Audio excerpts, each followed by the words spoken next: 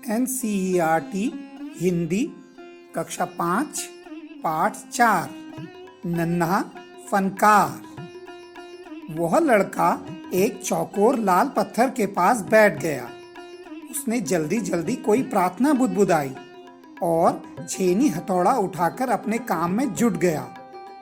कुछ दिन पहले ही उसने इस पत्थर पर घंटियों की कतारें और कड़ियां उकेरना शुरू किया था। लड़के ने एक अधबनी अधूरी घंटी पर छेनी की नोक टिकाई और सावधानी पूर्वक हथौड़े से घंटी पर नक्काशी करने में जुट गया। हथौड़े के वार से पत्थर पर जो कटाव उभरता, उससे पत्थर की किरचें छितरा जाती और वह आंखें सिकोड़ लेता। साथ साथ धीमी आवाज में वह कुछ गुनगुनाने भी लगता। उसके चारों ओर दूसरे संगत राज भी अपने अपने काम में डूबे हुए थे। केशव 10 साल का था और अभी अपना काम सीख ही रहा था।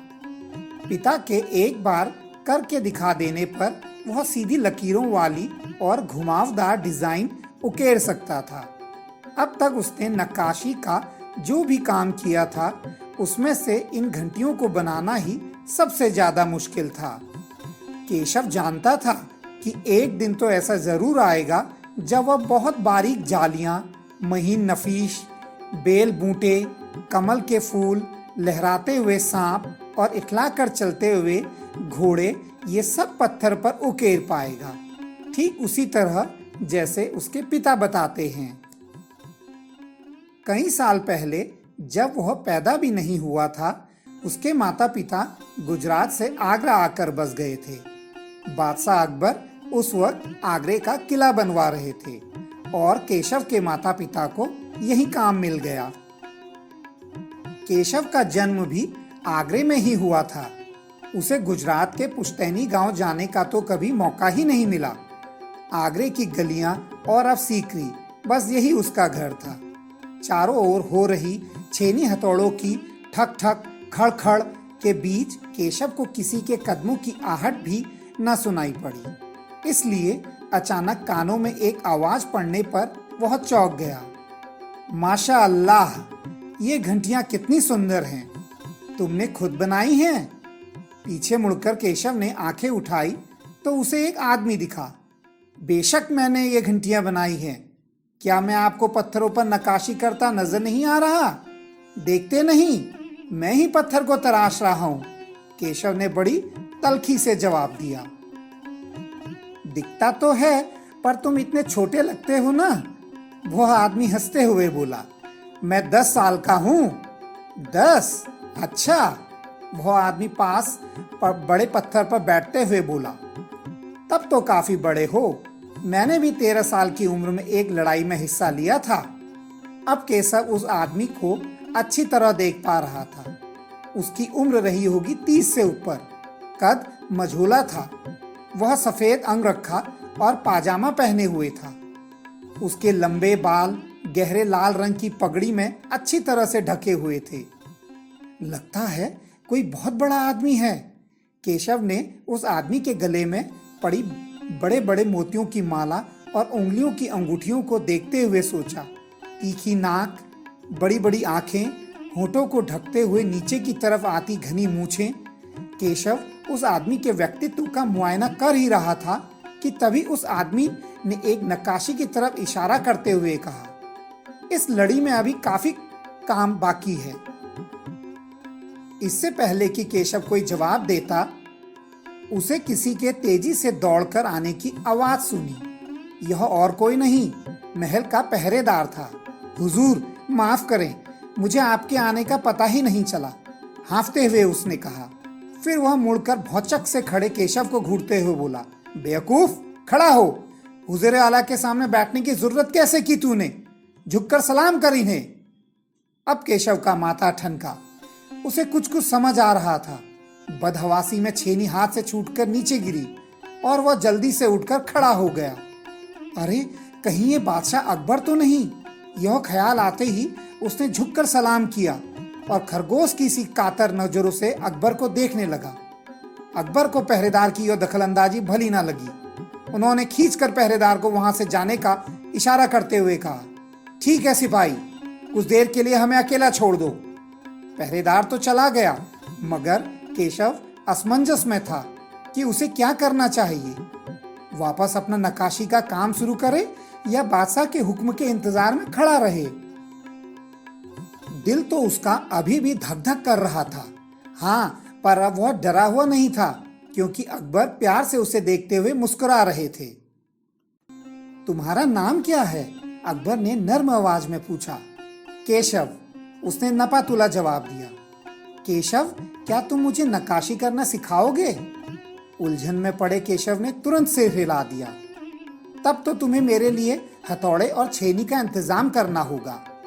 केशव फुर्ती से अपने पिता के पास भागा और उनका छेनी हथौड़ा उठाकर उल्टे पांव लौट आया।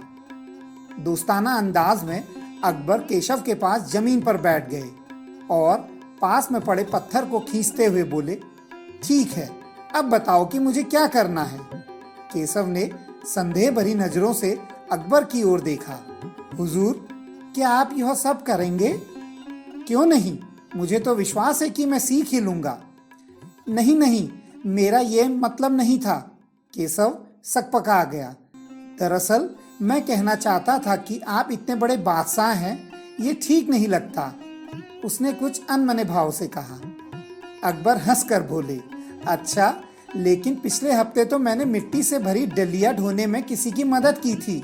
क्या यह काम उससे भी ज्यादा मुश्किल है? केशव अभी भी असमंजस की स्थिति में था। वह अकबर के पास बैठ गया और उन्हें छेनी पकड़ने का सही तरीका सिखाने लगा। फिर जैसे कि केशव के पिता ने उसे सिखाया था, उसने कोयले के टुकड़े से पत्थर पर लकीरें खींचकर एक आसान सा नमूना बनाया और गंभीरता से कहा, देखिए, सिर्फ इन्हीं लकीरों को बहुत ध्यान से तराशना है। अकबर ने पत्थर पर छेनी रखी और जोर से हथौड़े से वार किया, जिससे कटाव ज्यादा गहरा हो गया। अरे अरे, नहीं नहीं, केशव ने तुरंत गलती पकड़ी। हथौड़े को आहिस्ता से मारना है, ऐसे उसने करके दिखाया। और हाँ, अपनी आंखें थोड़ी नीच कर रखें, वरना किरचें उड़कर आंखों में चली जाएंगी। अकबर मुस्कुराए। जी हुजूर। जवाब में केशव भी मुस्कुरा उठा। वह लगभग भूल ही गया था कि उसकी बगल में बैठा यह व्यक्ति हिंदुस्तान का बादशाह है। एक अनाड़ी से वयस्क पर अपने काम की धाक जमाने में उसे मजा आ रहा था। वह बड़े ध्यान से देख रहा था कि अकबर किस तरह लकीरों को उकेर रहे हैं। बादशाह से जरा सी भी चूक हो जाने पर फौरन उसकी त्योरियां चढ़ जाती। काम करते करते अकबर पूछ बैठे, केशव, सही नहीं है क्या?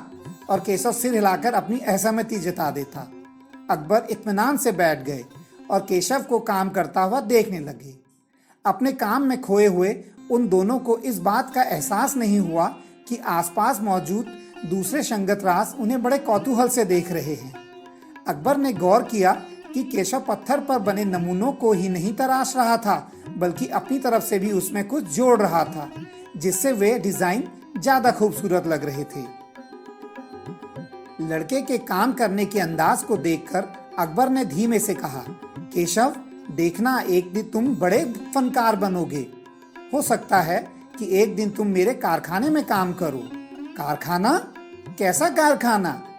बस एक बार ये महल तैयार हो जाए और लोग आगरा आकर यहाँ रहने लगे, तब मैं कारखाने बनवाऊंगा। इन कारखानों में मेरी सल्तनत के सबसे बढ़िया फनकार और शिल्पकार काम करेंगे।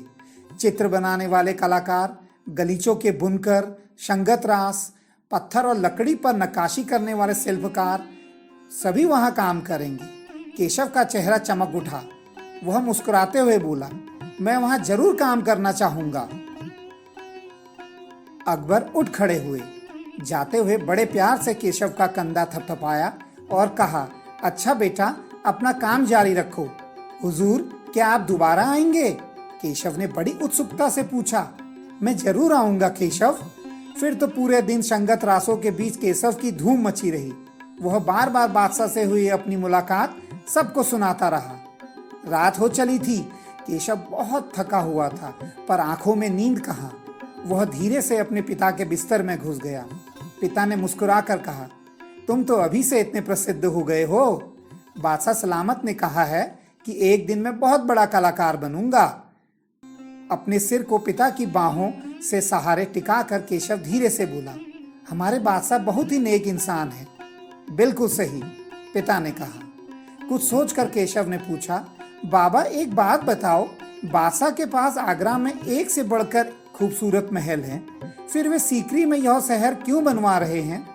पिता ने कुछ याद करते हुए बताना शुरू किया, हाँ बेटा, बादशाह का आगरा बहुत सुंदर है, पर सीकरी में नया शहर बनवाने का भी एक खास कारण है।